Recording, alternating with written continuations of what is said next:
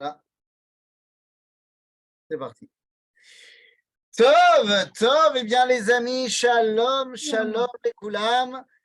Très très ému de vous retrouver après cette pause. Un terme. Moi, je ne suis pas émue du tout. Comment ça, on n'est pas ému? Eh bien, je m'en vais alors. Ah, non, non, non, restez. On a besoin de vous. On vous aime. Voilà, je suis très heureux de vous retrouver après cette. On vous a vu beaucoup sur YouTube, alors ça ne nous paraît pas tellement long. Ah, Parce c'est ça. qu'on voit beaucoup de films courts et longs sur YouTube. Eh bien, c'est parfait. C'est parfait. Alors voilà, on va retrouver notre créneau de Midreshet Manitou le dimanche soir à 18h. Et le sujet que nous allons aborder maintenant, enfin le sujet qui va nous suivre, une petite série comme ça, c'est de nous replonger un petit peu dans l'histoire, mais pas n'importe quelle histoire, l'histoire des 150 dernières années, donc l'histoire de la résurrection nationale du peuple juif, au travers des différents personnages rabbiniques extraordinaires qui ont accompagné cette période fantastique. C'est-à-dire que nous allons à chaque cours nous intéresser à une personne, à une identité qui va être parmi ceux qui vont permettre à notre retour en Israël, à notre résurrection nationale. Ok, voilà le programme qui nous attend. On a quelques rabbinim intéressants et je vais vous dire la vérité, certains sont connus, certains le sont beaucoup moins. Et donc, c'est non seulement leur rendre hommage, faire justice à l'histoire, mais également essayer d'apprendre et de comprendre cette période incroyable. Et donc aujourd'hui, nous allons commencer par celui qui est le précurseur, celui qui est le Rishon, Mina Rishonim Shel Choveve Tzion, le premier avec qui tout a commencé. Et une fois que j'ai dit cette phrase-là, je mets une virgule avant de vous dire son nom. Parce qu'il faut bien mettre à un moment donné un point de départ. C'est-à-dire qu'en vrai, le premier qui a lancé l'idée qu'il fallait arriver en Eretz Israël, c'est Moshe Rabbeinu. C'est-à-dire qu'en vrai, les premiers rabbins, ça remonte. Mais effectivement, là, on va parler des 150 dernières années qui ont vu pas seulement un rêve, mais une réalité concrète se mettre en place. Et je ne vais pas parler non plus du Gaon de Vilna ou du Baal Shem Tov qui ont envoyé leurs élèves en Israël parce qu'il n'y avait pas de projet de reconstruction nationale. Il y avait un projet de ramener des Juifs en Israël, ce qui est déjà très très bien, mais ce n'était pas un projet d'ordre national. Donc là, nous allons nous concentrer sur les rabbinim de l'époque de la résurrection nationale, ce qui va dire que notre spectre d'études sera la deuxième moitié du 19e siècle et évidemment le 20e siècle. Alors allons-y. Donc aujourd'hui, nous parlons du premier d'entre eux. Le premier d'entre eux, il s'appelle le Rav Shmuel Moaliver. Le Rav Shmuel Moaliver. Je vous le montre ici tout de suite. Hop là.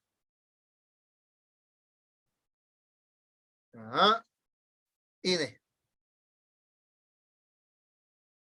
Hop. Voilà. Je vous le montre ici tout de suite pour voir à quoi il ressemble.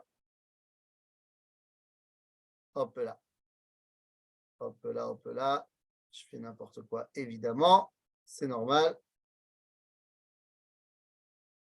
Voilà. Je vais pouvoir vous la montrer tout de suite. Je ne sais pas si on va me permettre de voir quelqu'un, enfin de partager un écran. Ça, je ne sais pas. Je ne peux pas vous dire. Je ne sais pas. Et pourquoi j'ai perdu mon zoom? Ah, moi, je suis là. Je suis bête.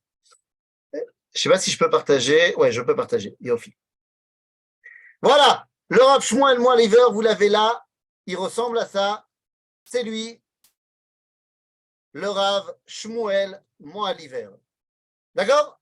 Donc, c'est de lui que nous allons parler aujourd'hui. Et alors, quand on parle du Rav Shmuel Moaliver, eh bien, on va commencer par sa grossesse. Enfin, la grossesse de sa maman.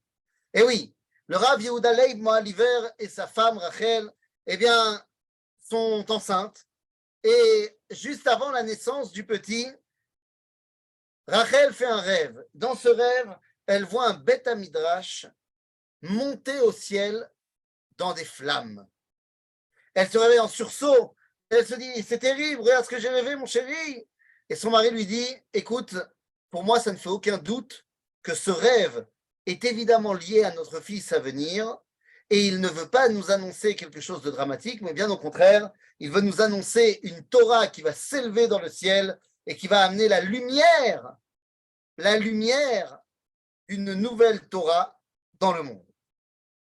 Et donc voilà notre petit Shmuel qui est parti dans sa formation rabbinique.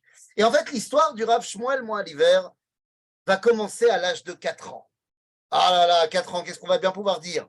Eh bien, son premier discours public, il va le tenir à l'âge de 4 ans. Ouais, bon, ça ne veut pas dire grand-chose. À l'âge de 4 ans, il est au Beth Midrash avec son papa. Et ça, déjà, c'est quelque chose qui est étonnant. Ce n'est pas l'âge où on emmène des enfants au Beth Midrash. Le Rav Yehuda Leib Moaliver est connu, mais c'est très bizarre qu'il emmène son fils si jeune avec lui étudier la Torah. Si bien qu'un jour, 2 hommes viennent s'interroger et interrogent le Rav Moaliver, le père, en lui demandant, mais enfin, pourquoi t'emmènes ton fils aussi jeune? Et il leur répond, parce qu'il n'y a pas d'âge pour commencer. C'est comme le bâton de berger, il n'y a pas d'heure pour en manger, comme disait la pub. La Torah, tu peux l'étudier n'importe quand. Il dit, ouais, mais à 4 ans, tu comprends quelque chose, Bichlal, tu vas pouvoir enregistrer quelque chose. Et là, le Rav Yehuda Leib leur dit, vous avez qu'à lui demander. Et ils vont voir le jeune Shmuel et lui disent, bon, t'apprends quoi avec ton père? Il dit, j'apprends la Torah, le Chumash. Ok, tu peux nous dire de quoi qu'est-ce que tu as appris?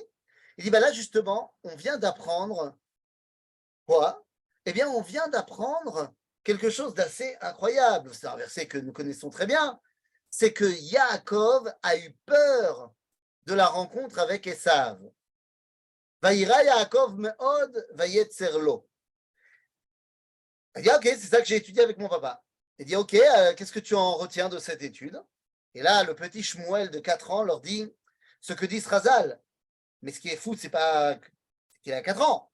Et ça va mettre en avant toute son identité. Il dit, comme nous disent nos sages, il a eu peur d'une chose, c'est que pendant les 20 ans où il était chez Lavan, il n'a pas fait la mitzvah d'habiter en Eretz Israël. Et Yesav, lui, il a fait la mitzvah d'habiter en Eretz Israël. C'est pour ça qu'il avait très peur. À ce moment-là, le Rav Moaliver, je vous rappelle, il est en Lituanie. Et là, les 2 hommes sont étonnés, non seulement qu'ils connaissent l'enseignement de Rachi et de nos sages, mais qu'en plus, ça a l'air de l'animer profondément. Le fait de ne pas habiter en Eretz Israël. Les années passent, il a 7 ans. Et à 7 ans, ça devient un peu plus normal d'être au Beth Midrash, d'être au Cheder. Et à ce moment-là, un jour, le Melamed, le Moré, le Rav, va leur poser une question. Alors qu'ils sont en train d'étudier les versets de l'achat de Meharat HaMachpelah dans la paracha de Chayei Sarah, eh bien, le Rav pose une question. Il dit, comment ça se fait, à votre avis, qu'il y a tellement de versets et tellement de tribulations pour que Abraham puisse acheter le tombeau de Sarah? Pourquoi est-ce que ça ne s'est pas fait en un verset et Abraham acheta le tombeau de Sarah? C'est la question et il leur dit, on en reparlera demain. Et le petit Shmuel rentre à la maison avec la question du Melamed. Elle lui trotte dans la tête et c'est là qu'arrive le repas du soir. Et lorsque le repas du soir commence, les parents Moaliver discutent. Et de quoi discutent-ils? Eh bien, ils discutent du pogrom qu'il y a eu la veille dans le village d'à côté. Et Rachel, la maman, s'exclame et dit « Eize pogrom, oy vey Izmir » Quel pogrom, oulala. Le petit Shmuel ne sait pas ce qu'est un pogrom. Il demande à son père, mais qu'est-ce que c'est qu'un pogrom? Et donc son père de lui répondre, c'est lorsque les goyim s'en donnent à cœur joie pour frapper, persécuter le peuple juif. Et ça s'arrête là. Le petit Shmuel va arriver à son lit avec deux énormes questions, deux sujets dans sa tête. Le pogrom qui s'est passé hier et la question du Mélamed. Il arrive le lendemain à l'école et le Rav demande alors quelqu'un a une réponse et Shmuel se lève et dit moi je sais pourquoi les versets de l'achat du tombeau de Sarah sont tellement compliqués. C'est parce qu'il ne faut pas penser que le retour en terre d'Israël va se faire facilement. Il y aura un prix à payer et il y aura des difficultés à affronter. Comme Abraham a dû affronter des difficultés pour acheter le tombeau de Sarah. Ça ne s'est pas fait en un claquement de doigts. Et comme nos frères dans le village d'à côté ont été persécutés. Mais ce n'est pas parce qu'il y aura des difficultés que nous ne devrons pas le faire, rajoute le petit Shmuel de 7 ans. Et il termine avec une phrase Ve'et azamir igia ve'kol hator nishma be'artzenu. Ça, c'était une des phrases fétiches du Gaon de Vilna, qui est marqué dans le Shulchan Aruch. Que l'heure est arrivée, ça y est, et il va falloir qu'on y prenne part.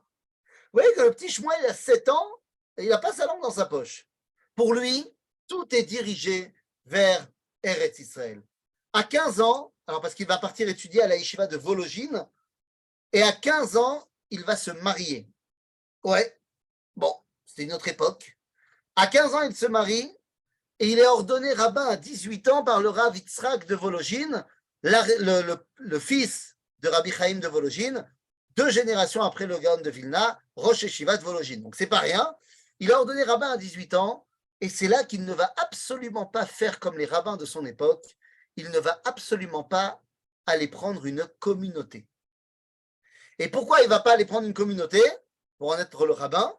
Parce qu'il s'oppose fermement à ce nouveau minag que les rabbins sont rabbins de communauté et qui sont payés pour ça. Il dit c'est insupportable, c'est un scandale que les rabbins ils soient payés pour être rabbins.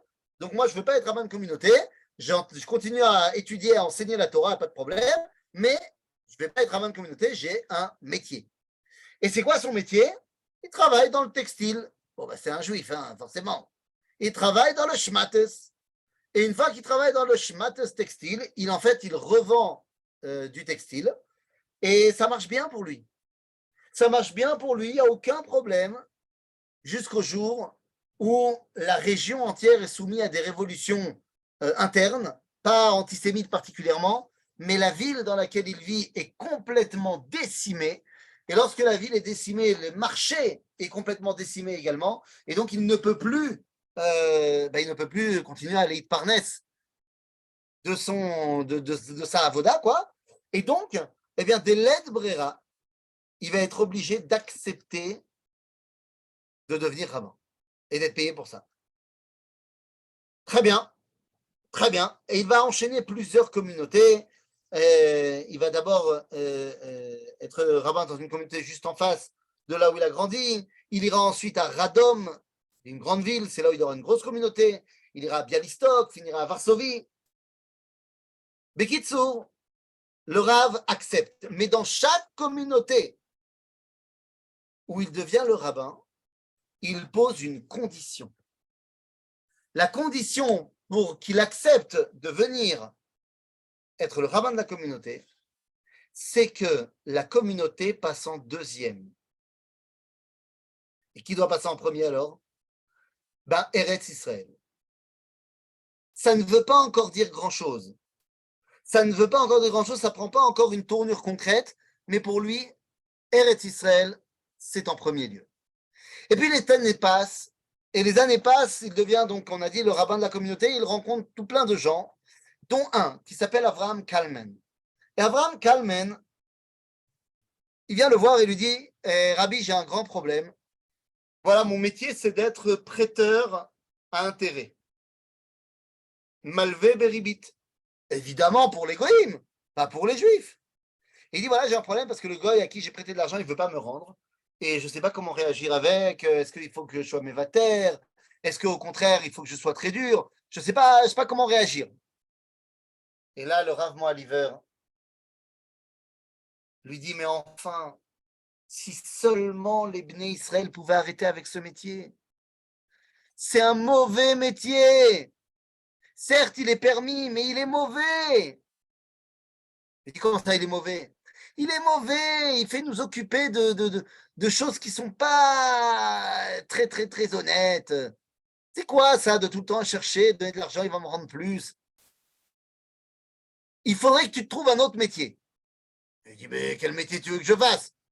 J'étudie la Torah. Il dit, bah alors viens.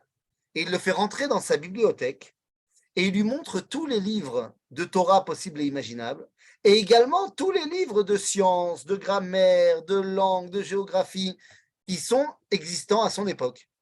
Et oui, dans la bibliothèque du Rav Moaliver, il y a de tout. Et il dit, si seulement on pouvait revenir à l'époque du Tanakh, où nos plus grands sages étaient également les plus grands érudits dans tous les domaines du monde. Si seulement on pouvait revenir à l'époque du Talmud, où nos grands maîtres de la halakha étaient également des grands mathématiciens. Ben oui, quand on regarde les gens du Talmud, c'était tous des scientifiques. Et nous dit, le Rav Moaliver dit en fait à Avraham Kalman, il lui dit, l'heure est venue de dévoiler que Torah echad yesh lanu, que nous avons une seule Torah, et que donc cette Torah doit être capable de nous élever quand on étudie la halakha de Shabbat, mais également quand on apprend à être, je ne sais pas, architecte. Vous commencez à comprendre quelle est l'idéologie du Rav Kalman, du Rav Moaliver, qui va répondre au Rav Kalman, parce qu'il lui dit, lorsque nous allons reconstruire la terre d'Israël, eh bien, il faudra que tous les domaines de la vie soient animés de la Kedusha. Donc voilà le programme. C'est tout un programme. Ouais, c'est tout un programme, mais pour l'instant, on est quand même très dans la théorie. Jusqu'à ce qu'arrive le jour. Jusqu'à ce qu'arrive le jour où toute la communauté de Radom est dans une ébullition incroyable. Pourquoi elle est dans une ébullition incroyable? Nous sommes en 1800, excusez-moi, 1881. Le Rav Moaliver est né en 1823, donc vous comprenez qu'il a déjà un bon bagage derrière lui. Hein. Il a presque 60 ans. Et c'est un jour très particulier. Dans toutes les communautés juives, il y a des affiches partout dans les journaux. C'est l'anniversaire, les 90 ans du ministre Lord Moshe Montefiore. Les amis, on est à l'anniversaire de Montefiore en 1881 et ça fait déjà une vingtaine d'années que Montefiore a fait son boulot et a commencé à bosser concrètement. Le moulin de Montefiore, c'est l'anniversaire de Montefiore. Et à ce moment-là, à la synagogue de Bet Knesset, le Rav Moaliver qui rassemble toute la communauté de Radom, eh bien, il dit, il est temps.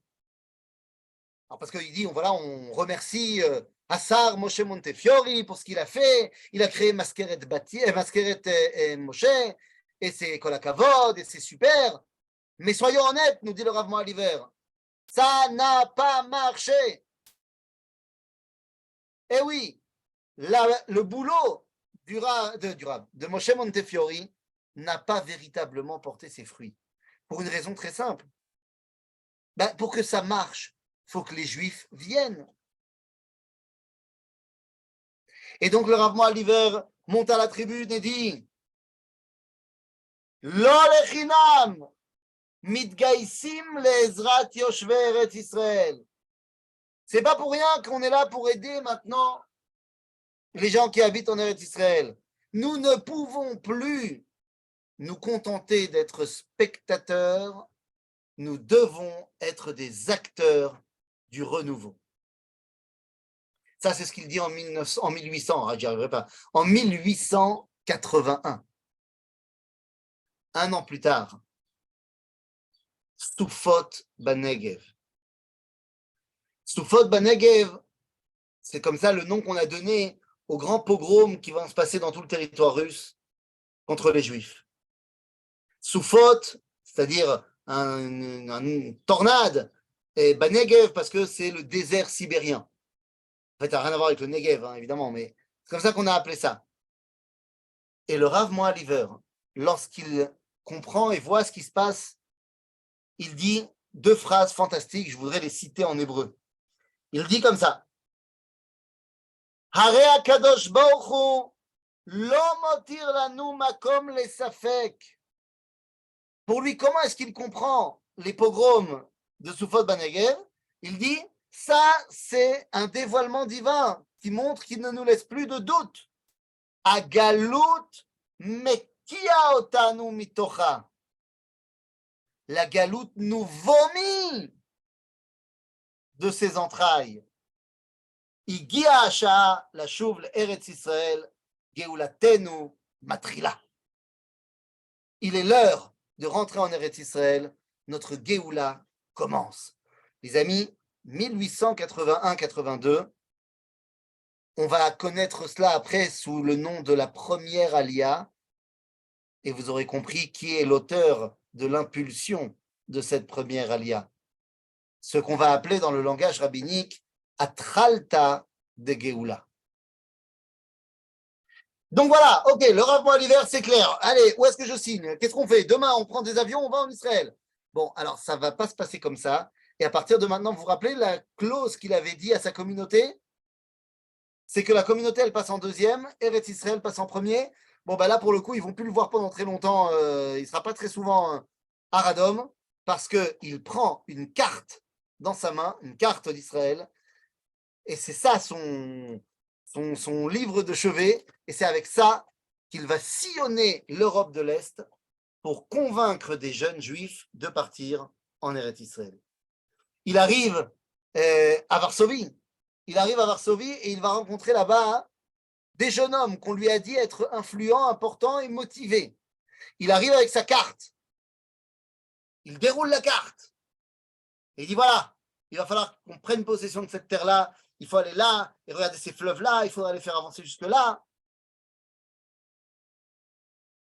Et les mecs sont complètement subjugués parce qu'ils ont déjà vu des rabbins.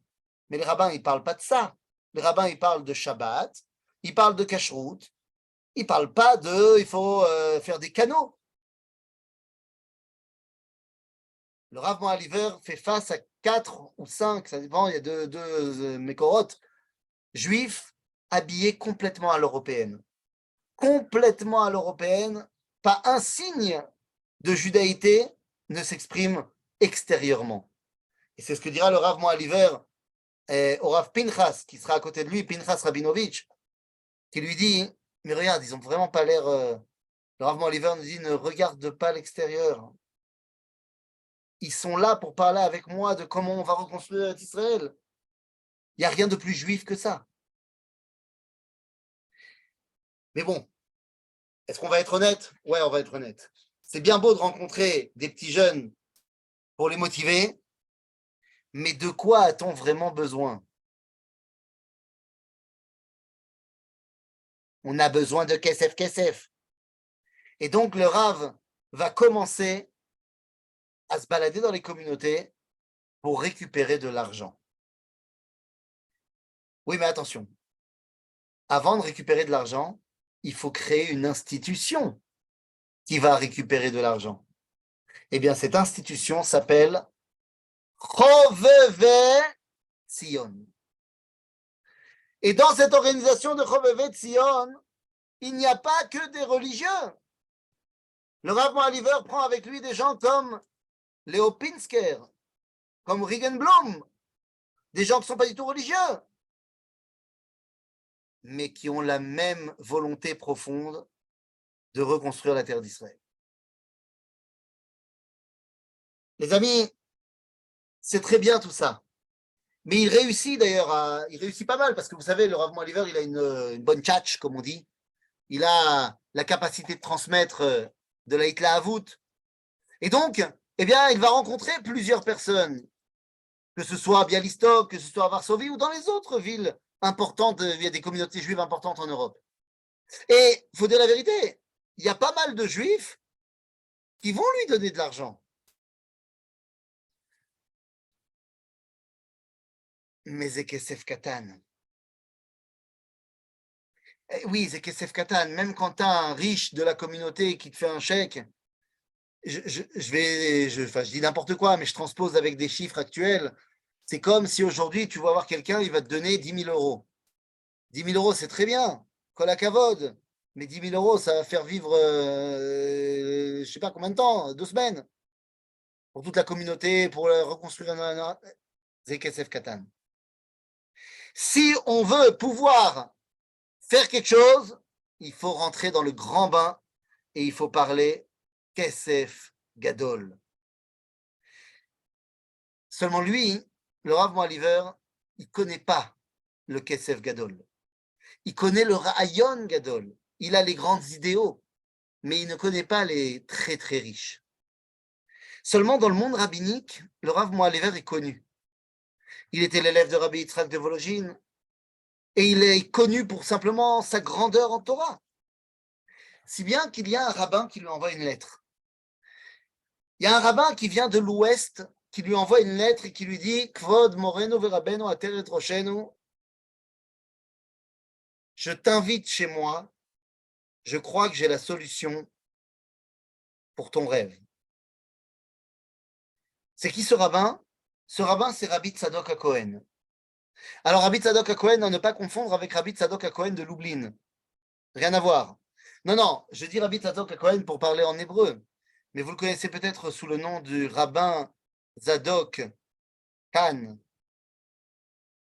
En d'autres termes, le grand rabbin de France, le rabbin Tzadok Khan. Les amis, grand rabbin de France. Il lui dit, viens à Paris, c'est là-bas que ça se passe.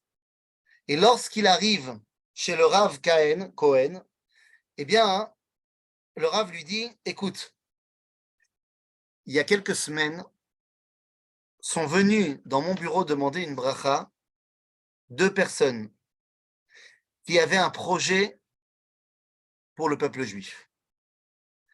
Les 2 avaient prévu d'acheter des terrains en Argentine pour y déplacer le peuple juif d'Europe de l'Est et ainsi les sauver.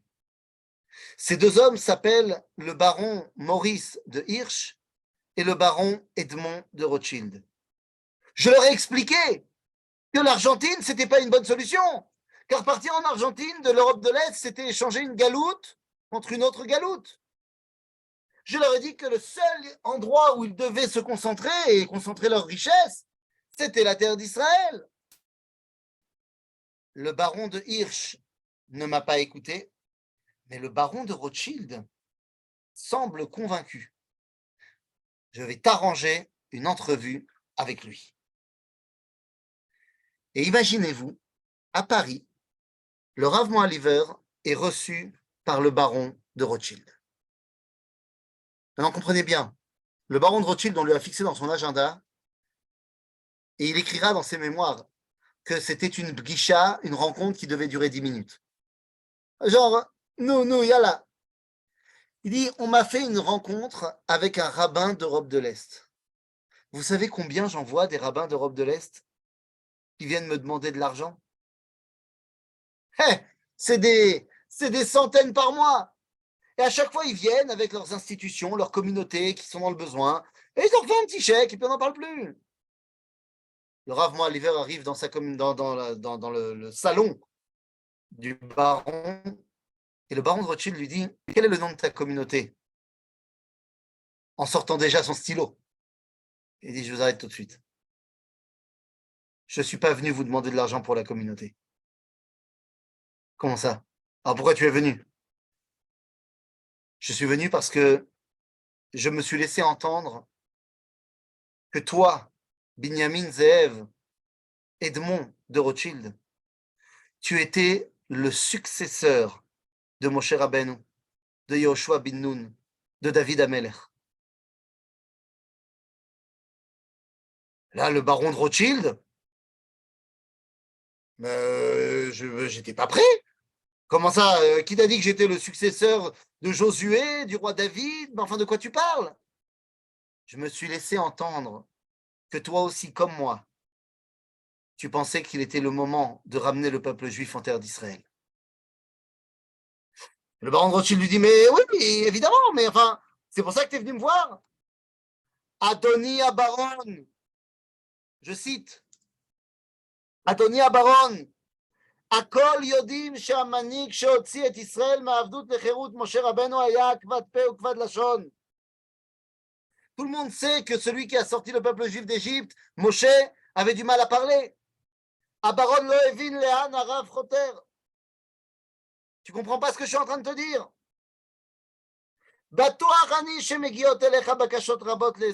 Je sais très bien qu'il y a plein de gens qui viennent te demander de l'argent. הנציגים שמגיעים אליך מדברים בביטחון ומתארים עד כמה חשובה המטרה שלשמה הגיעו אליך. Tous ceux qui viennent te parler, ils te parlent, ils ont préparé leur speech. Mais moi, אני לא תכננתי שום נאום מרשים. Moi, je t'ai pas préparé aucun grand discours.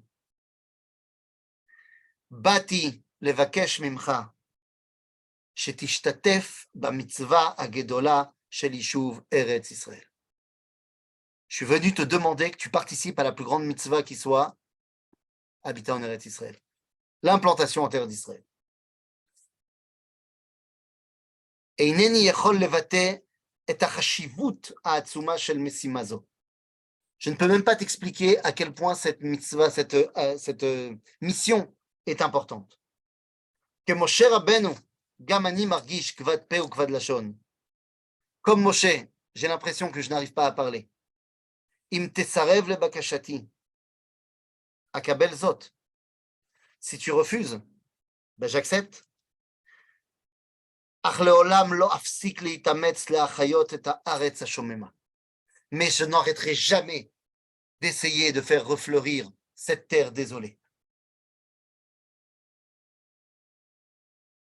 Le baron de Rothschild, il est sans voix, et ça lui arrive pas souvent, et donc il pose une question concrète. Il dit, aval, les juifs bagalout, ils s'occupent pas d'agriculture. Donc comment tu vas faire? Bonne question. Comment un rabbin qui est rabbin aurait dû répondre? Il aurait dû Bezrat Hashem, Naaseh venatzliar, Dieu va nous aider. Le Rav Shmuel Ma'aliver, il se retrousse les manches et il dit Ani achai limtso lecha bachurim sheyasu et avoda. C'est moi qui vais te trouver des gens qui vont faire le boulot. Le baron lui dit top là, 2 mois. Je te donne 2 mois pour retrouver les mecs et faire une tentative et pour me montrer que ça peut marcher. Dans 2 mois, on fait les bilans et si je vois que ça peut marcher, on y va à fond la caisse. Très bien. Le Rav Ma'aliver est investi de sa mission. Ça y est, on y va! Après 2000 ans d'exil, ça y est, l'heure est arrivée. Et donc maintenant, il faut aller chercher, faut aller chercher des gens. Et c'est pas le tout, hein? Maintenant, il faut y aller. Quand il faut y aller, il faut y aller. Et donc là, le Rav Ma'aliver s'en va. Et il va chercher des mitnadvim, des volontaires pour un voyage incroyable. Il va dans la ville la plus reculée qu'ils connaissent en Sibérie, à Pavlova. Il y a une communauté juive là-bas. Pourquoi il va là-bas? Parce qu'il se dit que c'est certainement là-bas que les conditions sont les plus compliquées. Donc il se dit peut-être que là-bas, ils vont plus facilement vouloir aller dans des territoires chauds. Il arrive à Pavlova et c'est une communauté où il y a plein de gens qui sont Yirei Shamayim, tout ce que tu veux. C'est tous des religieux. Et il arrive là-bas, il va à la synagogue, tout le monde sait que le Rav Ma'aliver arrive, donc tout le monde arrive. C'est pas comme aujourd'hui. Hein. Aujourd'hui, quand on dit qu'il y a un rabbin qui arrive dans une synagogue, c'est pas ce qui fait déplacer les gens. Mais à l'époque, le Rav Ma'aliver, il arrive, tout le monde vient. Et il leur dit, voilà, écoutez, je vais rester ici pendant Shabbat et je vous explique le but. J'ai un objectif. Je dois trouver 10 volontaires pour partir avec moi dans une mission complètement folle. Le baron de Rothschild va nous financer pour qu'on essaye de reconstruire un village juif en terre d'Israël et que ça marche. Nous serons ainsi les précurseurs du retour du peuple juif en Israël. J'ai besoin de 10 volontaires complètement tapés de la tête qui vont m'accompagner. Motsei Shabbat. Jusqu'à Motsei Shabbat, vous pouvez réfléchir. Et ceux qui seront à la synagogue samedi soir, eh bien, ça sera mes volontaires. Il arrive samedi soir après la Havdalah, après votre rentrée, tout ça, de se préparer. Il revient à la synagogue. Et lorsqu'il revient à la synagogue de Pavlova, il ne trouve pas ces 10 volontaires. Enfin, c'est pas qu'il ne trouve pas 10 volontaires, c'est qu'il ne sait pas qui choisir. Parce que tout le village est là. Les hommes, les femmes, les enfants, tout le monde veut partir avec le Rav Moaliver.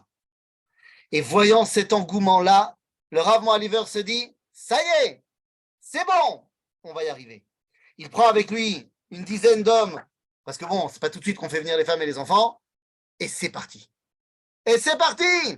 Et on part, et on commence à mettre en place la première moshava qui va s'appeler Ekron. C'est fou! Et pendant 2 mois, ces jeunes juifs qui ne connaissent rien à l'agriculture, eh bien, vont commencer à faire de ces lopins de terre, pas très loin de Natania, entre Ranana et Natania, vont commencer à faire de ce lopin de terre un lopin habitable. Ça se passe doucement, tranquillement pendant 2 mois.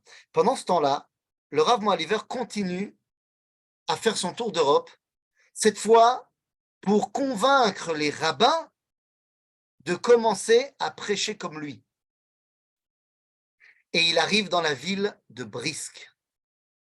Là-bas, le rabbin de la ville, ce n'est autre que Reb Chaim de Brisk. Et Reb Chaim de Brisk, il est complètement opposé à l'idée sioniste. Lorsque le Rav Moaliver arrive, tout le monde sait que le Rav Moaliver, c'est Chovev Etzion. Tout le monde sait que c'est un amoureux d'Israël. Et donc, ils se disent que le Reb Chaim ne va pas le recevoir comme il faut. Et tout le monde est choqué de voir l'accueil de roi qui est donné au Rav Moaliver.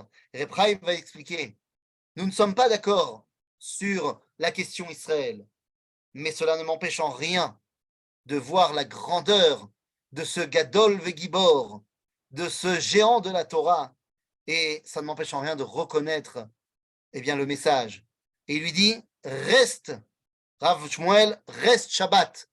Comme ça, tu pourras l'idrosh bebet Knesset sur l'importance de Aliyah le Eretz Israël. Alors que lui-même, il est contre. C'est-à-dire, petit à petit, de communauté en communauté, l'idée germe. Et de plus en plus de gens sont intéressés par partir. Sauf que, pour l'instant, 2 secondes, on est en période d'essai. Et puis, tous les gens veulent s'intéresser à Israël, mais il faut que cet intérêt devienne quelque chose de concret, de palpable. Et donc, qu'est-ce qu'on va créer? Le Rav Shmuel Moaliver crée une, je ne sais pas comment on dirait aujourd'hui, une amouta, une association. C'est quoi l'association? Etrogim mi Eretz Israël. Voilà le programme. Communauté juive du monde entier, juifs du monde entier, envoyez de l'argent à Chovev Etzion. Cet argent, on ne va pas seulement l'utiliser pour les institutions. On va acheter un terrain. Et ce terrain, il sera un peu le vôtre. Et dans ce terrain, on va planter des étrogim.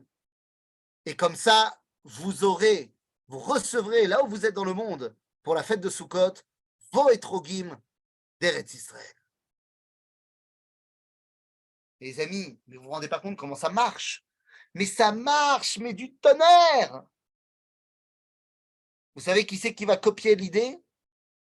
Qui c'est qui va copier l'idée 30 ans plus tard? Je ne sais pas si vous avez entendu parler d'un truc qui s'appelle le KKL. Que tu fais une coupa tzedaka que tu mets dans toutes les communautés du monde et que tu vas avoir un arbre à ton nom. C'est-à-dire, Dixit, Arav Shmuel Moaliver.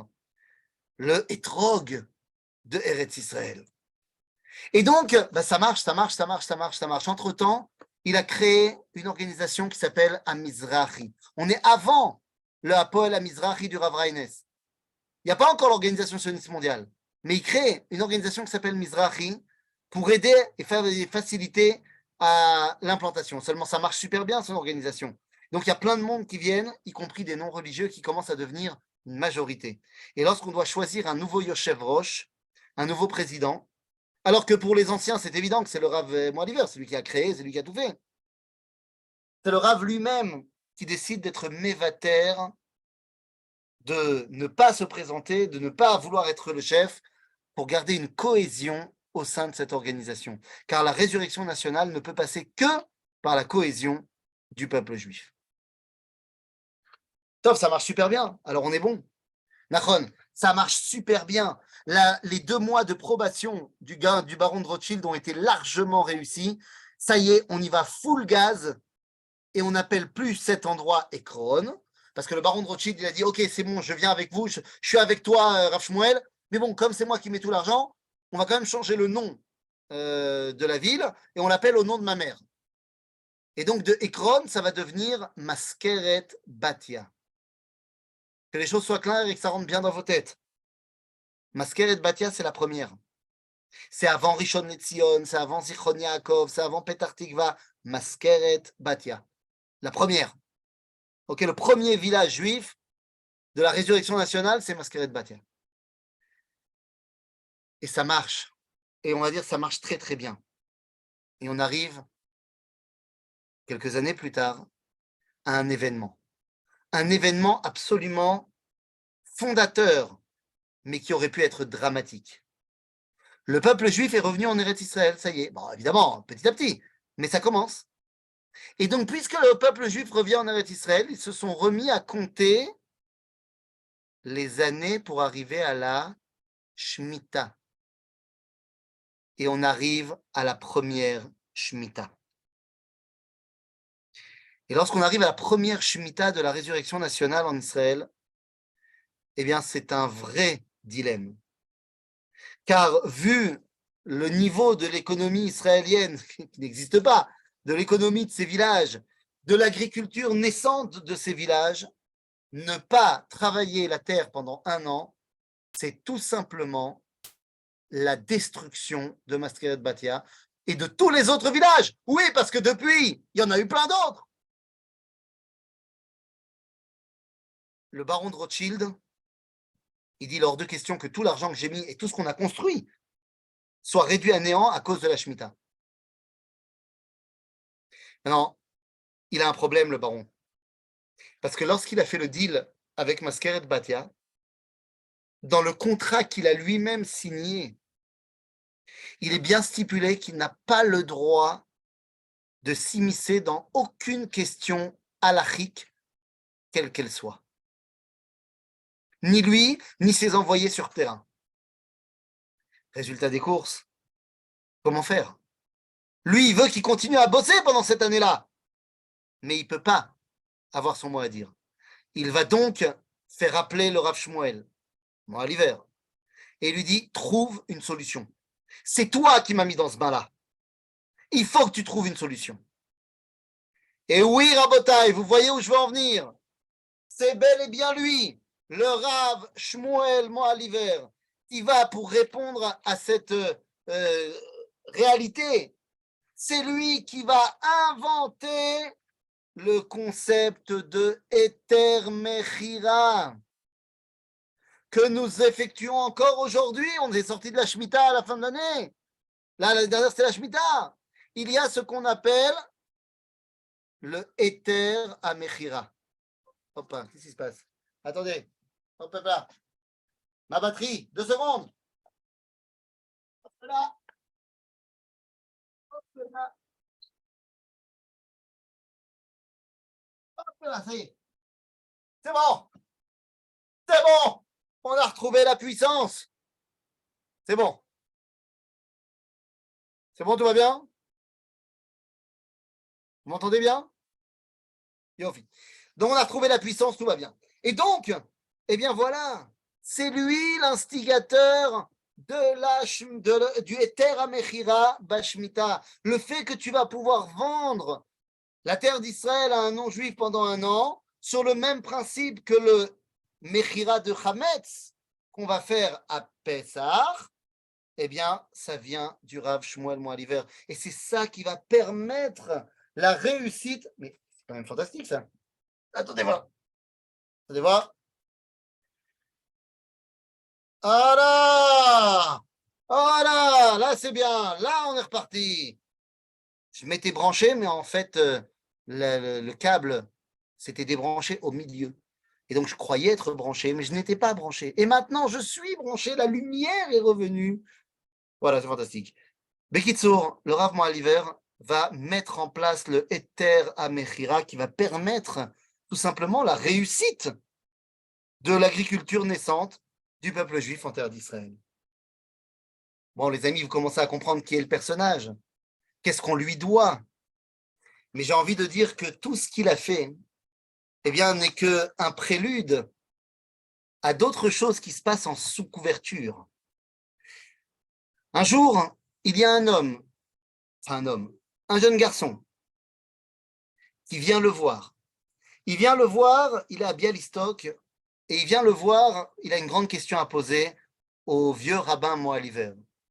Quelle est sa question? Ce petit jeune, il dit, voilà, Rabbi, j'aime beaucoup la Torah, j'adore étudier la Torah, mais je suis animé par la terre d'Israël.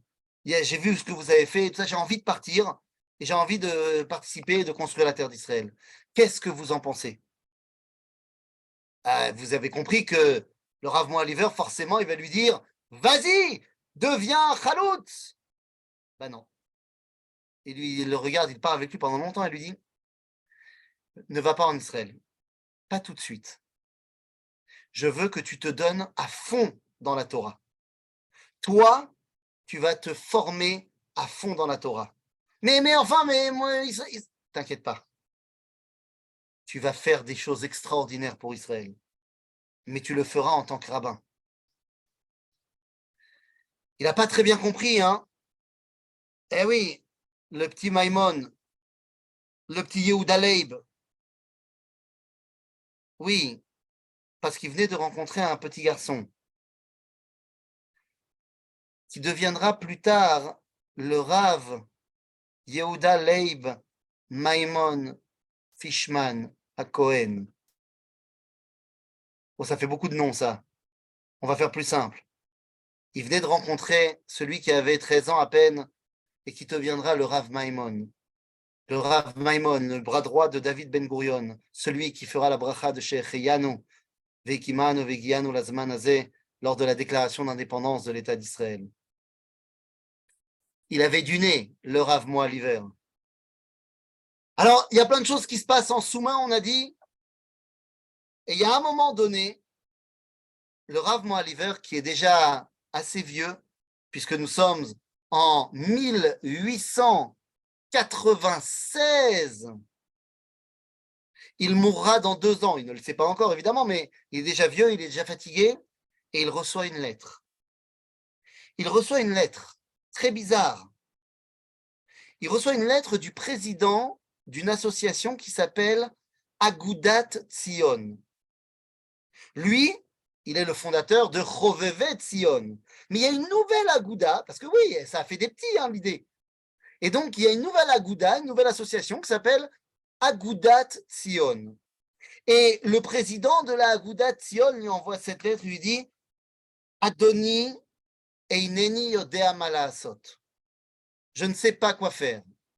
Voilà, j'ai reçu une lettre du village de Mishmar à Yarden en Eretz Israël. Et ils me demandent de les aider parce qu'ils ont des grands problèmes financiers, ce que tu veux. Moi, j'avoue que je n'ai jamais traité avec les gens en Israël. Je ne sais pas comment ça marche là-bas. Je parle d'Israël, je suis en train de réunir des gens et des fonds, ce que tu veux, mais en Europe, je ne sais pas comment ça marche, moi, en Israël, les Turcs, machin. Toi, je sais que tu as été sur le terrain et que tu as créé des yishuvim. Donc, je te donne le bébé, gère-toi. Je sous-signais Docteur Binyamin Zeev Théodore Herzl. Oui, c'est Herzl qui vient de demander de l'aide au Rav Shmuel Moaliver. Nous sommes un an avant le congrès sioniste, le premier congrès sioniste à Bâle de Herzl. Et commence pendant cette année-là une hitkatvout, un ping-pong de lettres entre Herzl et le Rav Moaliver. Herzl le place sur un piédestal incroyable. Et tout naturellement, il l'invite au congrès sioniste de 1897 à Bâle. Il l'invite pas seulement à être présent, mais à être assis à la ligne d'honneur à côté de lui et du Rav Reines, mais surtout, il l'invite à prendre la parole.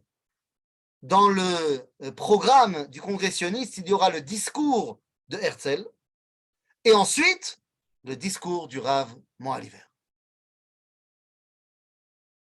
Il est plein d'une émotion incroyable. Le Rav Moaliver, pour lui, c'est la consécration de tous ses efforts. Mais ses médecins lui disent de ne pas y aller. Il est à Varsovie à ce moment-là et tous ses médecins lui disent que le voyage le tuera. Il est trop faible. Il vient d'être infecté par une pneumonie quelques semaines avant. Il est très, très faible. Et donc, ses médecins lui disent, tu ne peux pas y aller. Eh bien, c'est plein de regrets qu'il va prendre sa plume, une feuille, et qu'il va écrire un discours qui sera lu lors du premier congrès sioniste. Le Rav Moaliver, si on avait été aujourd'hui, on aurait mis en Zoom le Rav Moaliver au congrès. Bon, il n'y avait pas Zoom à l'époque. Donc, va se tenir à la tribune juste après le discours annonciateur de Herzl, le premier discours du premier congrès sioniste. Eh bien, arrive le discours du Rav Shmuel Moaliver. Eh bien, regardez ce qu'il nous dit. Je pense qu'il n'y a rien d'autre à rajouter que de lire le discours du Rav Shmuel. Un discours qui sera écrit en hébreu, alors que le premier congressionniste est en allemand. Mais lui, le discours sera dit en hébreu. Ana Hashem. Ana Hashem. Eye im piyot sheluchei amecha bet Israël. S'il te plaît, Dieu, sois avec la bouche de ceux qui parlent pour le peuple d'Israël. Et alors, qu'est-ce qu'il dit? Bnei Tzion hayekarim, enfants de Tzion, mes chers enfants de Tzion, Igia Shah lifol, l'heure de l'action est arrivée. Alenu leshachnea et hasultan umemshelet Turkia, שיאפשרו ליהודים לקנות אדמות ולבנות בתים בארץ ישראל. L'heure est venue d'aller parler au sultan et à la Turquie, enfin l'Empire ottoman, pour qu'ils nous permettent de construire nos maisons et d'acheter des terrains en Eretz Israël. זכרו כמה חשוב שלעולם תהיה ביניכם אהבה ואחווה. Rappelez-vous pour que ça marche, il faut qu'il y ait entre vous toujours amour et fraternité. Déou, ki chazaratenu le'eretz Israël. Sachez que notre retour en terre d'Israël, einena rak hatzala ve'hagana le'amenu. Ce n'est pas seulement une protection pour notre peuple. Ela mitzvat Hashem, ashkula keneged kol haTorah kula. Mais c'est une mitzvah qui est keneged kol haTorah kula. Aval hatzlacha muftachat rak im toratenu, shehi mekor chayenu. Sa réussite dépend de notre Torah, qui est la source de notre origine, de notre vie. Tielanu liisod trichiatenu be'eretz avotenu. C'est ça la base de notre réussite dans la terre et la résurrection dans notre terre de nos ancêtres. Les amis, c'est avec un tonnerre d'applaudissements que le congrès, à 80% non religieux, applaudit les paroles du Rav Shmuel Moaliver. Combien ces gens non religieux ont attendu pour qu'un Rav parle comme ça? S'ils avaient entendu plus de rabbins comme ça, ils n'auraient peut-être pas abandonné la Torah. Tout le monde est pris d'une liesse incroyable. Et le congrès se termine par une phrase d'un certain Binyamin Zeev Théodore Herzl qui va rentrer dans la postérité. Le seul truc que les gens ne savent pas, c'est que cette phrase, c'est comme on dit chez nous aujourd'hui, Gneva Sifrutit. C'est comme on dit chez nous aujourd'hui, comme on dit en français, oh là là, j'ai perdu le mot. Vous savez, quand on a pris le texte d'un autre, aidez-moi. Plagiat. Plagiat, merci beaucoup. Plagiat. Merci beaucoup, Robert. Eh bien Ouais. oui, c'est un plagiat, car c'est en fait une phrase que lui a dit le Rav Moaliver dans une de ses correspondances, et on l'a la lettre. Où à un moment donné, Herzl lui dit « Mais comment ça va marcher ?» Et il lui répond « Im tirtsu, ein zo chalom. » Si vous le voulez, ça ne sera pas vrai. Herzl changera un petit peu en disant en allemand Im tirtsu, ein zo agada. Mais on sent l'influence du Rav Moaliver. Et le Rav finalement décédera et il sera enterré à Bialystok. Et malheureusement, durant la Seconde Guerre mondiale, les nazis vont venir et vont complètement détruire le cimetière juif de Bialystok, y compris la tombe du Rav Moaliver.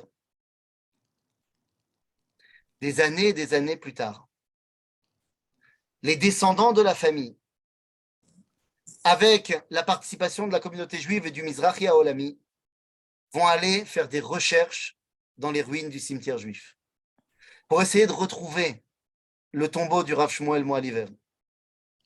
Tout avait été détruit, mais on va réussir à retrouver le Ohel du Rav Shmuel.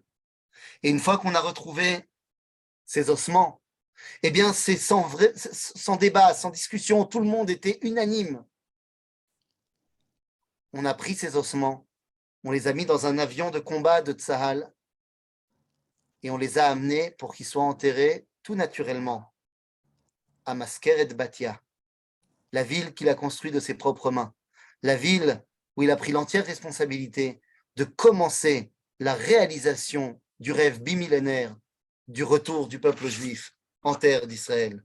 Zéaya, Harav, Shmuel Moaliver, l'homme que le Rav Kook en fera l'éloge funèbre et dira Harav, Haggadol ve'Hagibor ve'Hanora, Harishon lechoveve Sion.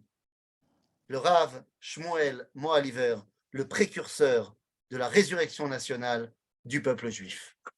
Hazak ou Baruch. Et s'il y a des questions, on a encore une minute. Les ossements, les restes du Rav Oliver ont été ramenés à Jérusalem et ont été enterrés par le Rav Obadia Mordechai Eliaou, et le corps était entier. Si vous voulez avoir, les détails, vous pouvez écouter le cours du Rav Abraham Alevi qui parle de cela. Exactement. En fait, ils sont arrivés à Jérusalem et de là, ils ont enterré finalement à Maskeret Batia. Mais effectivement, toute la Tahara, tous les. Vous savez, quand on ramène un corps aussi vieux, il faut quand même faire quelques petites précautions et quelques petites choses. Et donc voilà, c'est le Rav Eliaou évidemment qui l'a fait. Et voilà, c'est tout à fait vrai. Nachon.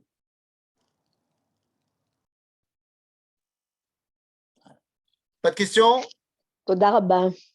Chazak ou Baruch? Voilà, j'espère qu'on aura appris des petites choses. Et Beaucoup de choses. La semaine prochaine pour un autre personnage, pour de nouvelles aventures.